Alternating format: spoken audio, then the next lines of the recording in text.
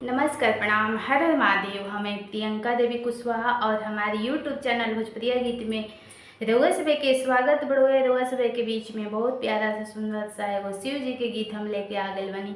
गीत के पूरा जरूर सुनम जा, वीडियो को लाइक शेयर जरूर करब जा। अभी तक ले चैनल के सब्सक्राइब नहीं किया कैले तो चैनल के भी सब्सक्राइब जरूर कर ले अब जा, और कमेंट बॉक्स में लिख के भेजम जा हमारे गीत कैसा लागल, गीत के कहाँ से सुनतनी जा। तो चली जा रउआ सभे के हम गीत सुनावतनी।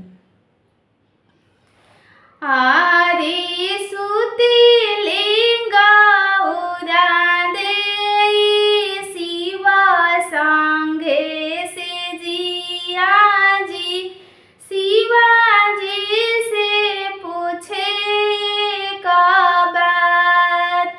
आरे सुतिलिंगा उरादे शिवा संगे से जिया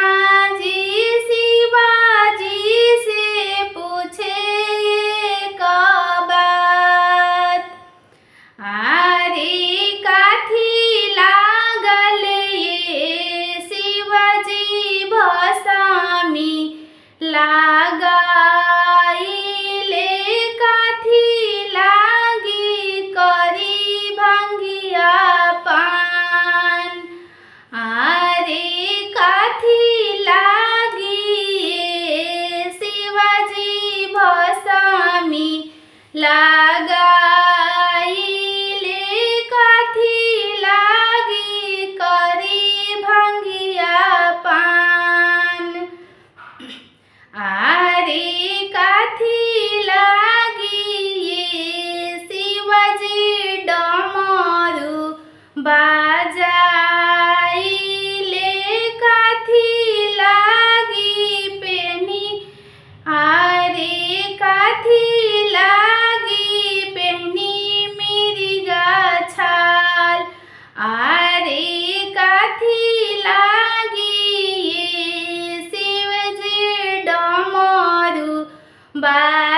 बाजाइले काथी लागी पेनी मिर्गा छाल। आरे चंदन बिना गौरा भसामी लगाइले पाना बिना करी भंगिया पान। आरे चंदन बिना गौरा भसामी लगाइले भंगिया बिना कर पाना बिना करी भांग पान। आरे बाजा बिनु गौरा डमरू बाजाइले बस्तर बिनु पहिरी मिर्गा छाला। आरे बाजा बिनु गौरा डमरू बाजाइले बस्तर बिनु पहिरी मिर्गा छाल। आरे रुबिली गौरा दे नैना ढारी लोरावा जी मुरा बारा